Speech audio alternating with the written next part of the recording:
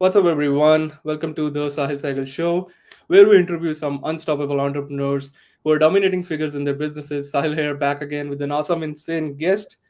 Today, we are interviewing a really special guest who have made millions of dollars using Facebook groups, awarded to Comma Club Award 3 times, and has spoken on stages with people like Daymond John, Kevin Harrington, and many more. He has built and donated houses for families in Baja, Mexico, and breathwork facilitator. His mission is to help the world design their lives to achieve fulfillment instead of just success, defining their values, vision, action plan, and surrounding them with a community of like minded individuals. Without any further ado, let's welcome Andrew Kroeze to our show today. What's up, everyone? This is Sahil here, and welcome to the Sehgal Show, where I'm gonna be interviewing some crazy entrepreneurs out there who started from scratch with no experience, resources, and connections, and then later on became unstoppable and dominating figures in their respective businesses. We're gonna dive deep into the mindset of these super successful entrepreneurs to find out how they did it and how you can model it too. It's time to pick their brains and uncover all the strategies and tactics which these entrepreneurs use to scale their businesses from nowhere to multiple 6, 7, and 8 figures. Welcome to the Sehgal Show.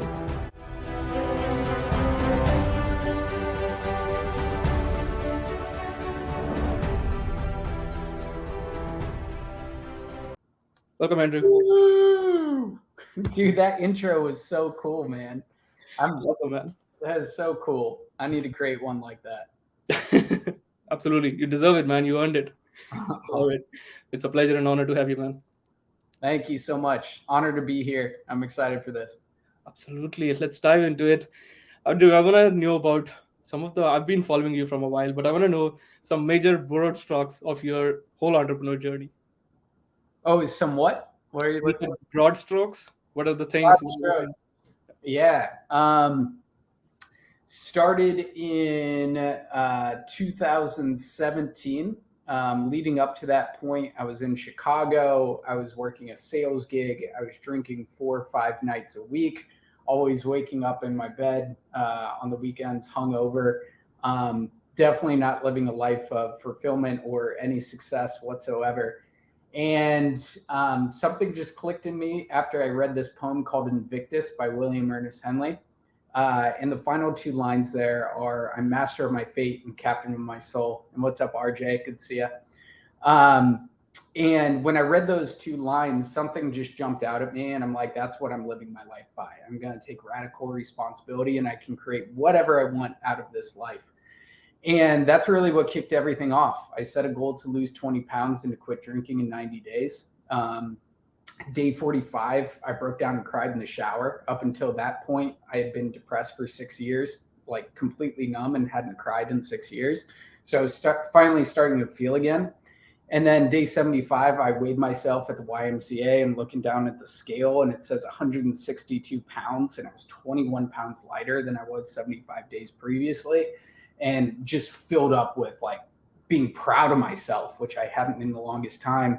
And then 15 days after that, I was 90 days sober. And I was like, holy shit, if I take radical responsibility for my life and be my word, then I can create whatever I want out of this life. So shortly after that, quit my job, started an agency running Facebook ads for local businesses. That was really hot back in the day. So I jumped on that trend, joined a couple courses, joined a couple coaching programs, and I make it sound easy, but it was a really tough first 3 months, just grinding. I would go door to door. I would walk into gyms, walk into restaurants, walk into chiropractic offices and just be nervous and shaking and being like, hey, do you want a free trial? So it was like that for like 3 to 6 months. But then I finally started making some money. And got to my first 10K month, moved straight to the Bahamas with some guys that I met in a Facebook group, lived in the Bahamas for 2 months, then just started traveling for the next 14 months, started a coaching program, basically was that dude that was coaching coaches and doing that damn thing. So I did that for 5 years, built a team. I kind of did a little bit differently. I built a team of 20 people. Got super burnt out last year. What's up, Hassan? Good to see you, bud. got super burnt out last year. I remember just waking up one morning, and it was like 6 months leading up to that point of just like knowing that I was going to reach that point of burnout. And then this one morning, I just like tried to go to my computer. I was laying on my floor in my bedroom, just hearing Slack notifications ding on my computer. And I was like, I can't fucking move. And I was like, what the fuck is wrong with me? And I was like, what am I going to do? And I was living with my girlfriend at the time, 2.5 year relationship. And I was like, I just need to make some changes, and ended up breaking up with her that day. Walked in the bedroom and was like, hey, we need to end this. So that month, broke up with a girlfriend, got in a car accident, woke up in the hospital, had a falling out with my best friend, all of this in the course of a month, and realized I needed to sell my business. So I started looking for buyers, found 6 awesome guys that wanted to buy the business. One of them being Michael Chu, who ended up buying the business. And then over the past year and a half, I've just been traveling, enjoying the money, and started my new business, Masters of Fate, which is an epic brotherhood where we focus on mindset, energy, relationships, and finances. We have 70 guys in there right now. Basically, it's influence over self, influence over others, and then influence over the masses. And it goes in that order. So self-mastery, relationship mastery, and business mastery. And we have 2 events per year. And the issue that I was struggling with was I had a vision for my business. I had systems for my business. I had values for my business, but I didn't have them for my own personal life. And I was so focused on my business that I ended up burning out. But the very first part is focusing on ourselves and improving ourselves so we can have influence over ourselves, influence over others, and then influence over the masses with the mission that we want to bring to this world. So that's what I'm working on now, and those are the broad strokes, man. Oh man, that's crazy. That's a roller coaster. Been Yeah, so many things you have been through, and now you are here. I was indirectly learning from you, as I mentioned. My coaches were your students, people like Doug Bott and Armin Shafi. These people I've been learning from, and coaching other people, coaches. it's so cool to see that ripple effect, man. Exactly. You have been there, man. You have mastered the game, and now it's been going on to the not to just your students, my students. It's the whole chain that you started, jumped into it, and that's where it began. Really, you that's a big impact that you created over there. But Yeah. when you were into this space, when you were exactly living that life, what exactly was it like? In the initial days, I'm sure that's a hustling phase that you mentioned, that you were doing all that stuff. But what was that thing that was keep pushing you, motivating you every day to work, sit on your desk and do the work? Dude, that's a great question. I'm so grateful for going through 6 years of depression and feeling completely numb to everything, because that is what really drove me. Not being like that again, like not being in a place where I'm constantly anxious. I don't have any money, so that's why I'm constantly anxious. It's just been the motivation of self improvement and continuously improving each day. So I'm not like that. And that's kind of, it started with that pain motivator, not being like that, and not being like to get super deep with you guys, not being, I love my dad, but not being like my dad, not getting to 66 years old and not being healthy physically and not being able to retire. And in this journey, I've been able to pay off my dad's debt so he can retire. So he's retired now. So that's great. But it was that big pain motivator. And then it's kind of switched from finally having money to what is my dharma? What am I put on this earth to do? And it really comes down to helping this world evolve in love and consciousness. I think that's the only meaning to existing on this earth.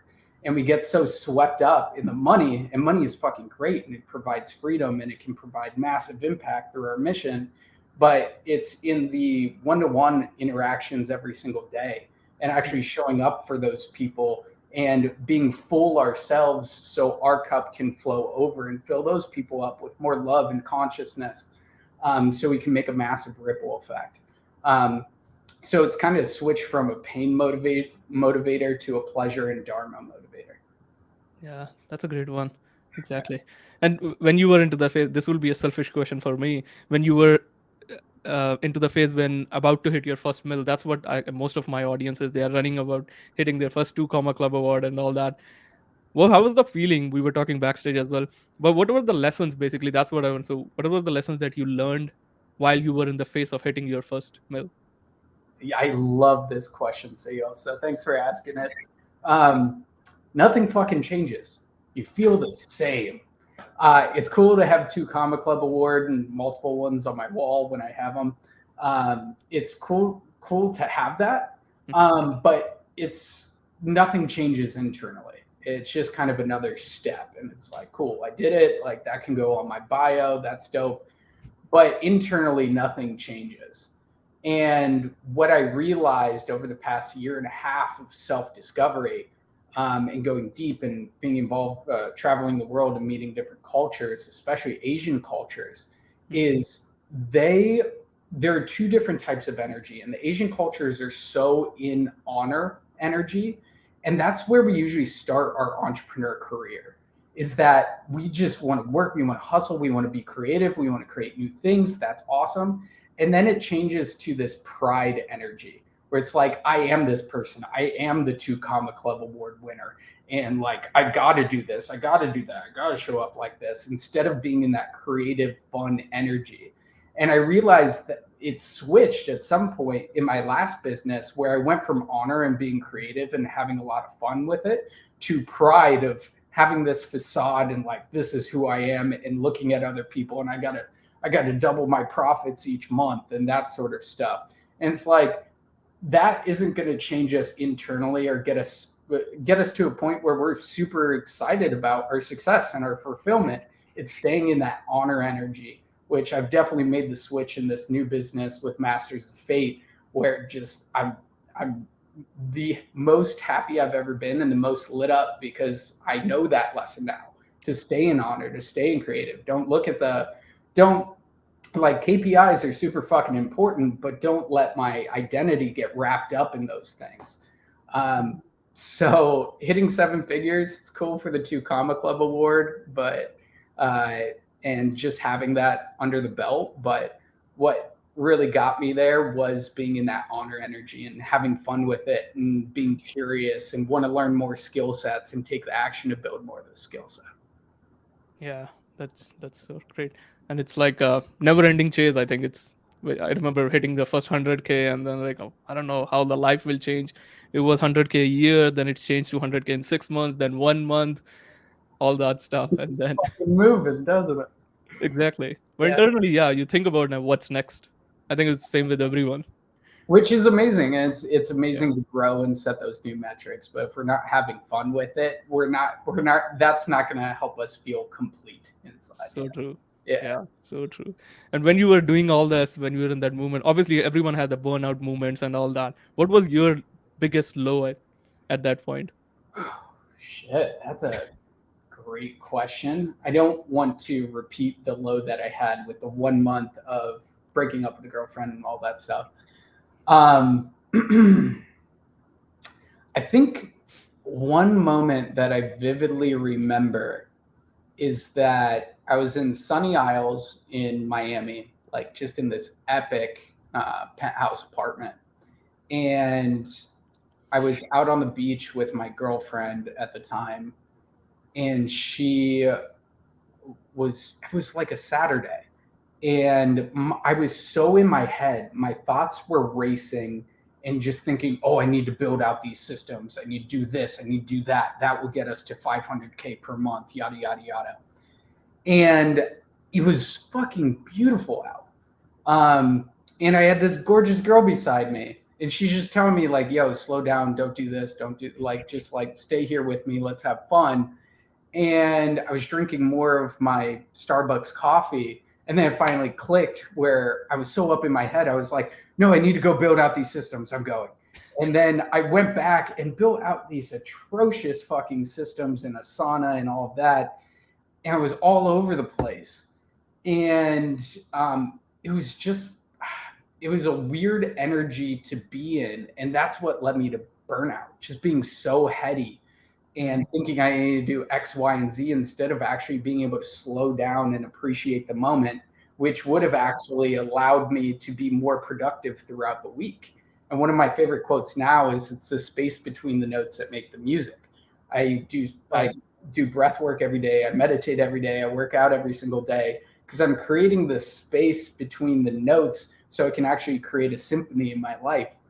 Because without those breaks, I'm not able to go from my head to my heart and be able to create the space between the notes. So probably that moment, reflecting back, was a super low, but like reflecting back, also an amazing lesson.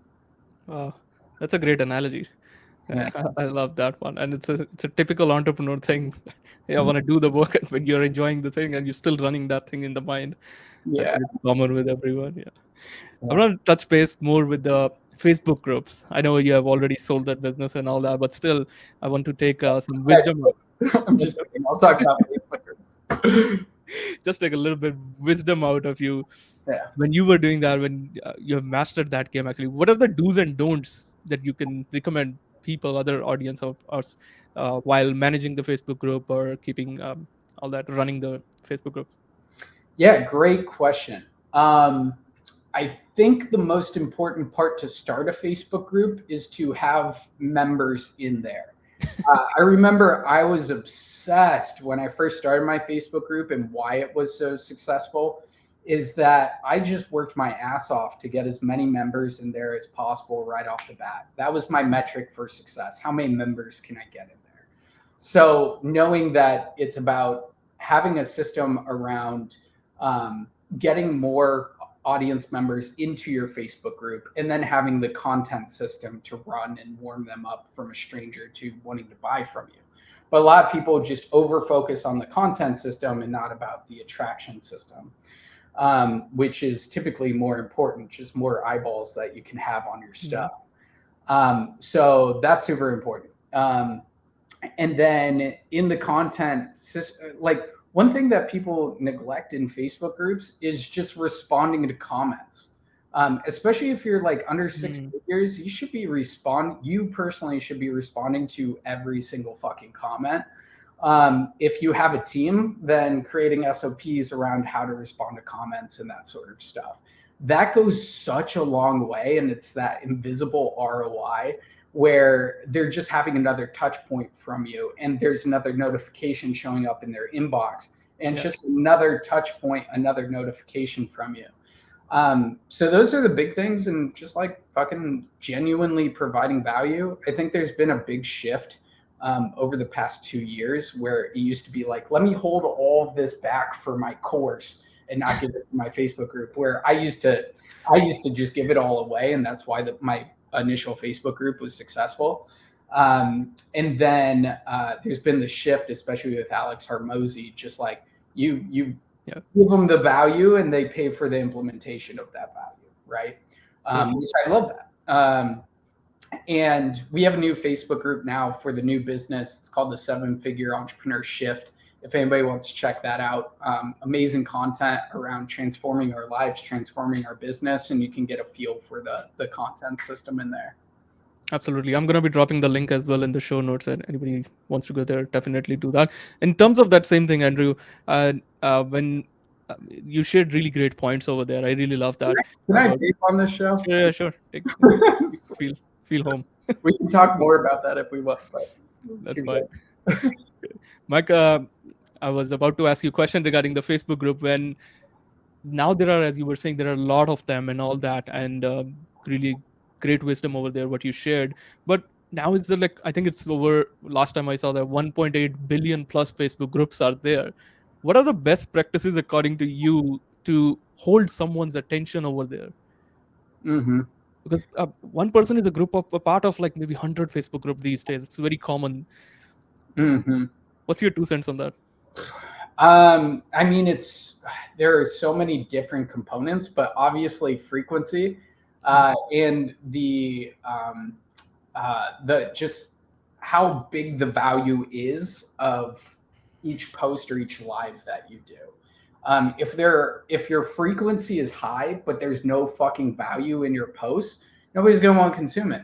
but you can have lower frequency, but more impact with your posts and in your Facebook lives, then more people will stick around and you can have less frequency. But there's like that, but then underneath it, it's your ability to story tell, like build up the skill sets within. What's really important is like, and I'm a constant learner of this, is just being able to create vivid stories in people's and create it in their minds through the five senses and be able to take them through a journey. And if you can do that, you can write epic posts and you can create epic Facebook lives. It's not really about the posts or the Facebook lives. It's our skill sets behind it and how good we are at actual persuasion, which is kind of the macro skill set, and storytelling is kind of micro skill set. So building up the skill sets of persuasion is more important than what we're actually doing inside of the Facebook group. I see a lot of people look at tactics when actually what's going to move them forward the most are building those specific skill sets of persuasion and actually looking at the core fundamentals and frameworks of persuasion. That will take you so much further than anything you're learning in a tactic in a Facebook group. And then those skill sets will also transfer over to email marketing, advertising, all of that stuff. So that's one big thing I want to mention. I think there's an over focus on tactics and platforms and an under focus on the underlying skill set that will actually take people further in their life. Yeah, that's right on. Exactly. I'm a big believer in that one. Even I focus more on quality rather than quantity or frequency. That's cool. What are your non-negotiables? I'm jumping into the now life and all that part. Masters of Fate. That's what related to. I have some questions related. I would ask that. What are some of the non-negotiables in terms of business and life? Dude, that is a phenomenal question.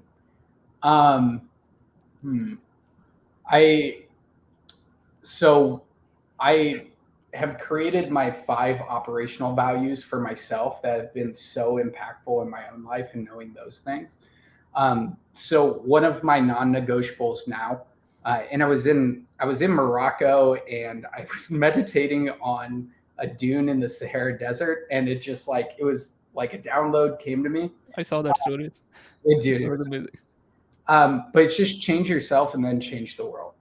That's one of my non-negotiables now, because as a coach, and one of the things I look back on and I'm not super proud of is like my mind was wired to be like, oh, I learned this new thing, let me make a post about it.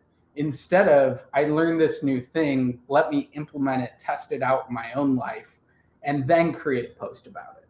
So, and it's interesting, a lot of coaches in the space are wired this way now, where it's just like, cool, new thing, I gotta be the fastest to the market and put this out there and make a Facebook post about it.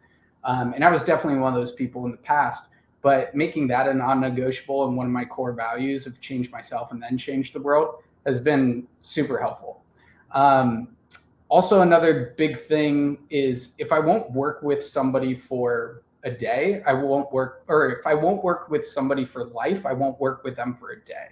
This has been really helpful in my hiring process, where I am a fucking stickler on who comes onto the team.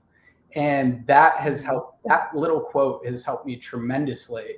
And asking myself, would I work with this person for a day? Would I work with them for a year? Can I see myself working with them for 3 years?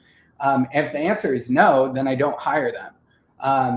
And I used to be so quick with hiring, and I think that was the downfall to my last business, and why I wasn't lit up by it. And now I only hire people that I absolutely love and can actually get the shit done, and that think outside of the box, and that bring value to the company. And that has just made working inside of Masters of Fate fucking amazing. And I can trust my team members just from that one simple thing. And we have a whole hiring process and red flags that we look out for and all that stuff. But that quote has really helped. And radical responsibility. is non-negotiable. Like just taking this is my life. I take responsibility for everything, the good and the bad. And that gives me the ability to make the changes if I need to make the changes. There are a lot more, but I think those are good. No, those are major ones. Yeah, that was so deep. I got that. If you won't work with a person for a day, for a life, sorry, then you won't work for a day. Yeah. That's amazing. That's amazing, man. I was seeing those. This just popped in my mind. I was seeing stories of Doug and Omar. Omar was on our show as well, and you guys were building homes in Mexico and all that. My question is like, how was it making you feel internally? That like, was it for the some kind of internal fulfillment you were doing it, or what exactly was it? Why did Yeah. you love that one? So at Masters of Fate, our whole thing, like our mission is to move people up Maslow's hierarchy of needs. So my big mission is to build over 1,000 houses in my lifetime and hopefully more. Because the more we move people up Maslow's hierarchy of needs and get them out of the safety, and then they can focus on other things. If we provide them water, housing, food, all of that stuff, then we're making this world a better place. So we do one house build a year. That was our very first one for the Masters of Fate brothers with Doug and Omar, and it was epic. And the feeling, I've built 4 houses so far. I donated an entire house on my birthday last year. And there was this moment where we were putting the finishing touches on the house, and I was looking at the dad and his son. I'm trying to remember their names right now. But he's just holding his son and giving him kisses and crying. And men in those cultures don't cry whatsoever. And the son is jumping up and down, and the dad is saying, we're going to be warm in that house, like we're going to be safe, all of that stuff. I have never felt feelings like that in my life. And it filled me up with so much gratitude for just like my living situation, and just so much empathy for them. And in that moment, I had never felt that much gratitude in my life. So that was a really powerful moment, and why I love those house builds. That's so fulfilling. Nothing like priceless thing. That's a blessing, I would say. Yeah, they're really amazing, man. Yeah, Doug also asked me. I'm gonna be joining next year. Hopefully, he asked me. He sent me a message. But do you want to come over? I said sure. Next year. Fuck yeah, man. You guys are doing in 2023, right? Yeah, we're doing another one in October. The coolest thing is you go down with 25 people and you leave with 25 new best friends. Wow. And we all stay at an epic house. Like the organization that we go through, Baja Bound, they provide us an epic house for 3 days, and we just play games at night, and then we build the house during the day. It's a lot of fun too. That's the best mastermind I can imagine. Yeah. Of the life, not just the business. Yeah. So and in the Brotherhood, we have those house builds. We have 2 events per year. We provide all the brothers with systems, self-mastery systems, relationship mastery systems, business mastery systems, all built out on Airtable, because I love Airtable systems. Yeah. And basically drop the template in, and then we go through trainings on how to build out your offers, how to build out your SOPs, how to hire, all of that stuff on the business side, how to create your vision, values, purpose, beliefs, habits, goal setting, all that on the self-mastery side. Relationship mastery side is really fucking cool with the different frameworks that we use for influence and how to actually communicate effectively with others, and track our relationships and the different categories of that. So, yeah, it's just, I've been in that honor energy, and it's been really fun building this stuff out. That's like restructuring the entire human soul. All the pillars that you mentioned, man. That's amazing. Yeah, thank you, man. Yeah, any resource that you want to drop here for our people, they want to check it out and all that? Yeah, I think the Facebook group would be great. We have amazing trainings in there around business, relationships, and personal mastery. And then if you want to hit me up and just tell me what your favorite thing was about this podcast, or if we have a training on one of those things for free, just you can ask, and we can send it over. We have a bunch of free material out there. So Cool. That's Yeah. great. I'm gonna be personally joining that Facebook group as well. Gonna be posting in the stories and tagging you over there. Awesome, man. Yeah. Any last words for our buddy entrepreneurs out there before we round this up? Oh, dude. I- Like 3 days ago, I was in the elevator and I remember having a thought, and I was like, the next time I'm signing off from a podcast interview, I'm going to tell everybody this. And I forget what it was. So what was the thing? Um, I think the most important thing I think I could address is that the people in our life are our life. Um, Oh, and just to be, when we know ourselves, when we know our values, when we know our mission, then it's just about communicating our values, communicating our mission, asking questions around what their values are, what their mission is, and noticing how we feel around them. And the people that are values aligned and mission aligned and you feel great around them, those are your soul family. And keep those people fucking close. Everybody else, there's 8 billion people on this planet. Like, don't feel bad about like just yeah. removing somebody from your life, because you're not their person, they're not your person. So I think that's the most important thing. The people in our life are our life, so choose wisely. And when we get to know ourselves better, we can keep a circle around us that really lights us up.